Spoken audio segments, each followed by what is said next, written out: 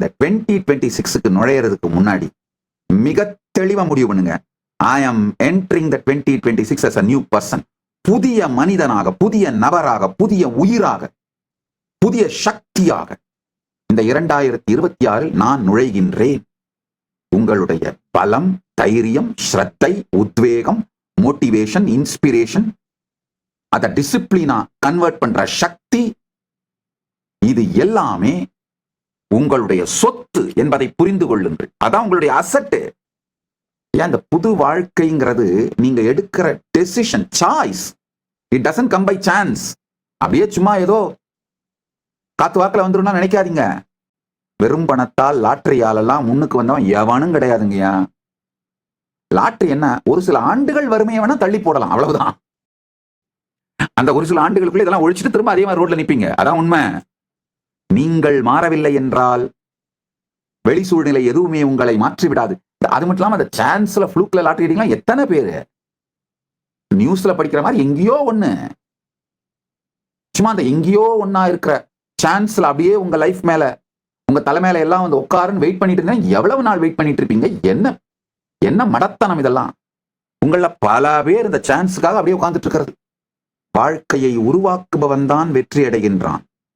டெலிபரேட்டான decision எடுத்து, உறுதியான முடிவுகள் எடுத்து, டிரான்ஸ்ஃபர்மேஷன் இஸ் a choice முடிவு பண்றவன் அவன் தான் வெற்றி அடைகிறான்.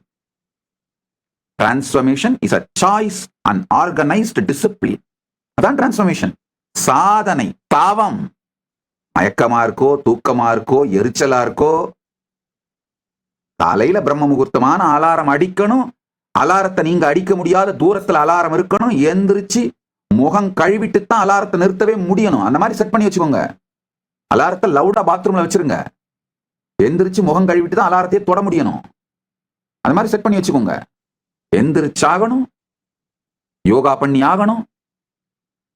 காலையில எந்திரிச்சதுங்கய்யா, energy has to be generated. அப்படியே ஏதோ அது தானா வரும்னு அப்படியே பெட்ல படுத்துட்டு இருக்கிறது இல்ல. தானா தருதரம் மட்டும்தான் வரும், வேற எதுவும் வராது.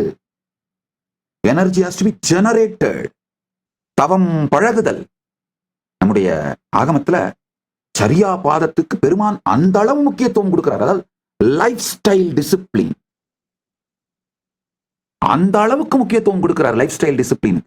என்னங்கய்யா, எந்த பெரிய டிரான்ஸ்ஃபர்மேஷனும் லைஃப் ஸ்டைல் டிசிப்ளினால தாங்க நடக்குது. ஞானம் ஆகட்டும், வெற்றி ஆகட்டும், எதுவாகட்டும், லைஃப் ஸ்டைல் டிசிப்ளினால் தாங்க நடக்குது.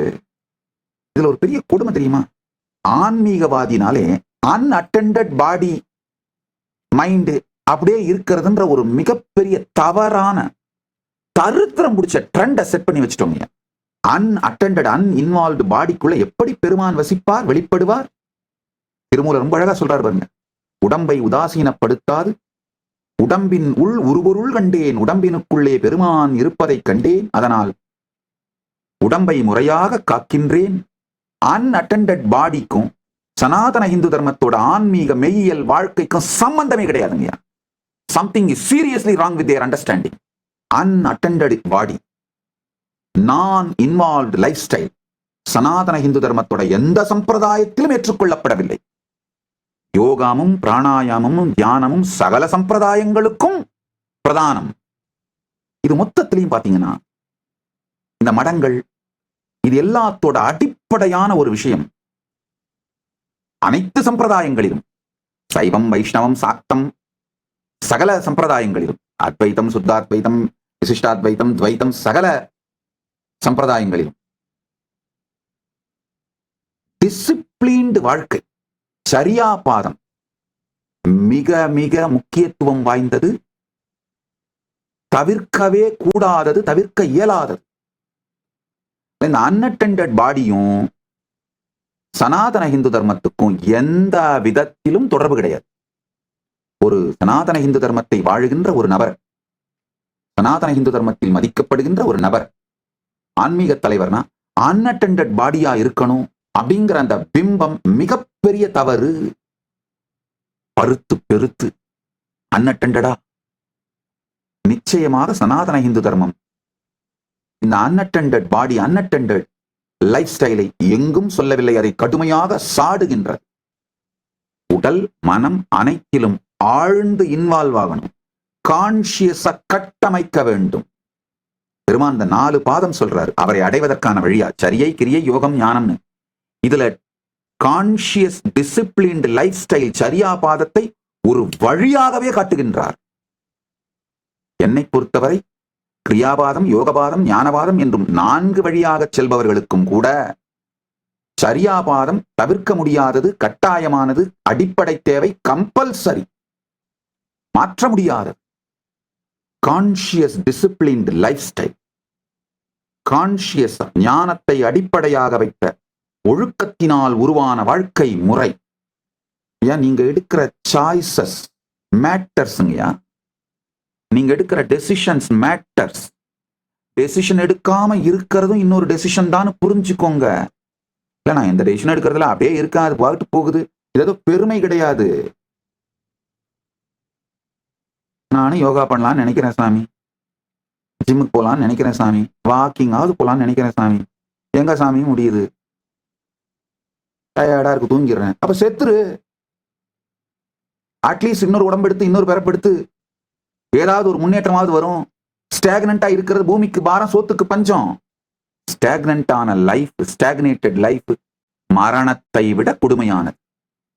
நீங்க கான்சியஸா எடுக்கிற ஒவ்வொரு முடிவும் வாழ்க்கையின் பலம், சுதந்திரம். பலத்தோடும் சுதந்திரத்தோடும் சக்தியோடும் தெளிவோடும் வெற்றியோடும் வாழுங்கள்யா. அதுதாங்கய்யா சனாதன இந்து தர்மம். மேன்மைகள் சைவ நீதி, விளங்குக உலகமெல்லாம் அப்படின்னா என்ன அர்த்தம்?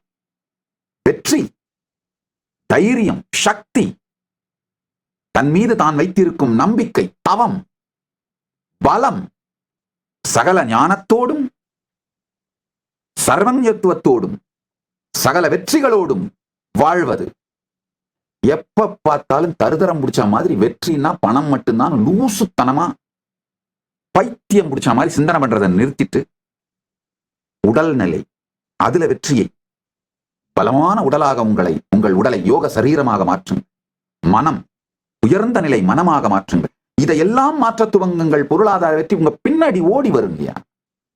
என்னுடைய மிகப்பெரிய பலம் என்ன தெரியுமாங்கய்யா? என்லைட்டன்ட் கான்சியஸ் டிசிப்ளின்டு லைஃப்ங்கய்யா. அதான் என்னுடைய பலம்.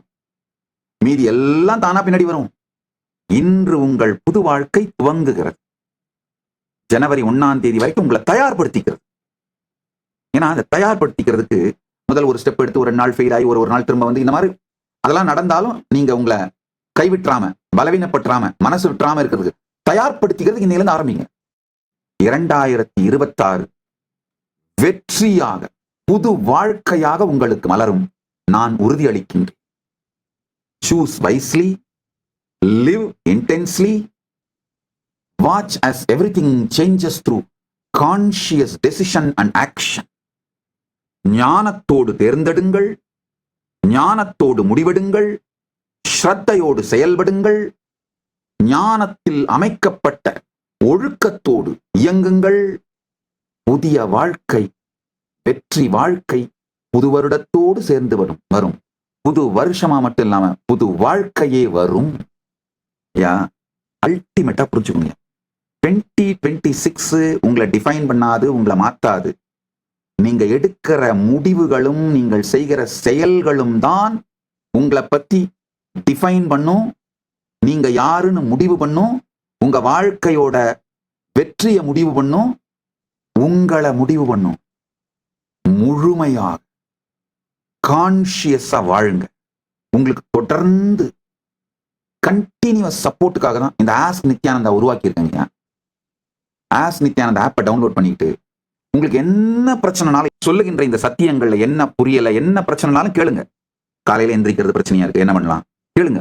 உங்களுடைய லைஃப் ஸ்டைலுக்கு ஏற்ற மாதிரி, உங்களுடைய சூழ்நிலைக்கு ஏற்ற மாதிரி, உங்களுடைய இருப்பிற்கு ஏற்ற மாதிரி தீர்வுகளை கொடுக்கும்.